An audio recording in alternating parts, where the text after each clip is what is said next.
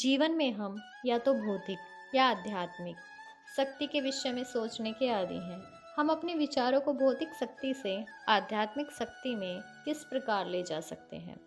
ऐसे बहुत से साहित्य हैं, यथा समाचार पत्र, पत्रिकाएं, उपन्यास आदि, जो हमारे विचारों को भौतिक शक्ति से भर देते हैं।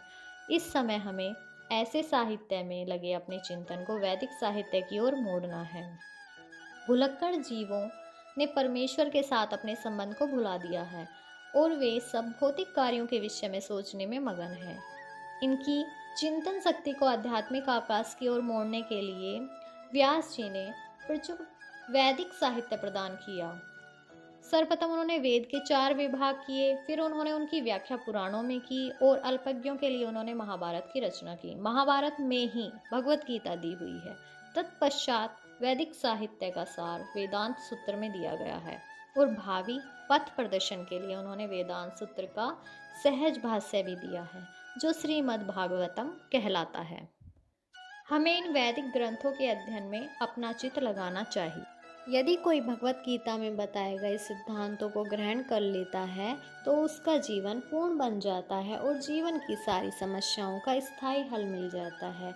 यही पूरी भगवत गीता का सार है। भगवत गीता दिव्य साहित्य है जिसको ध्यान पूर्वक पढ़ना चाहिए। यदि कोई भगवत गीता के उपदेशों का पालन करे तो वह जीवन के दुख तथा चिंताओं से मुक्त हो सकता है। वह इस जीवन के सारे भय से मुक्त हो जाएगा और उसका अगला जीवन भी आध्यात्मिक होगा।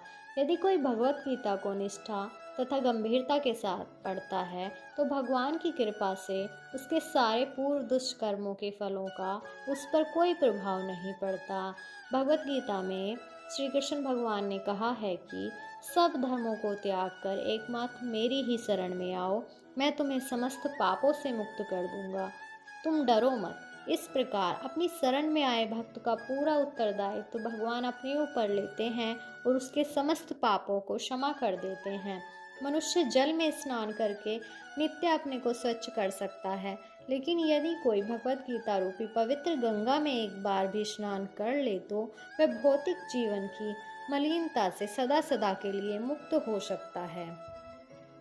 चूँकि भगवत गीता भगवान के मुख से निकलती है, अर्थात किसी अन्य वैदिक साहित्य को पढ़ने की आवश्यकता नहीं रहती। उसे केवल भगवत गीता का ही ध्यान पूर्वक तथा मनोयोग से श्रवण तथा पठन करना चाहिए। वर्तमान युग में लोग सांसारिक कार्यों में इतने व्यस्त हैं कि उनके लिए समस्त वैदिक साहित्यों का अध्ययन कर पाना संभव ही नहीं है, परंतु इसकी आवश्यकता भी नहीं है।